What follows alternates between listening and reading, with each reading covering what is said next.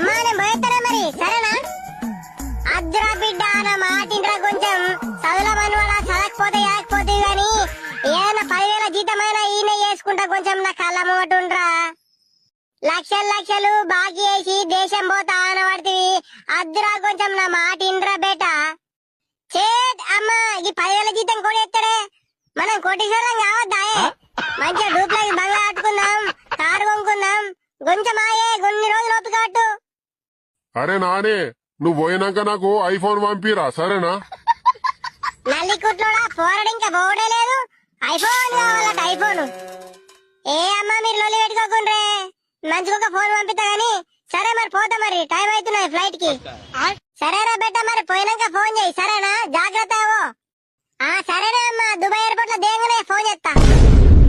1 week later. అమ్మా నాకు ఉన్నపోతే అయితే ఇక్కడ మనసులో పడతలేదు, నేను ఇంటికి వస్తానే. గాడి కొడుక అద్రానంగా వేసుకుంటా పోతివి, 10 లక్షలు బాకీ వేసి పోయినావు. ఇప్పుడు ఓడి తెడుతారా బాకీ?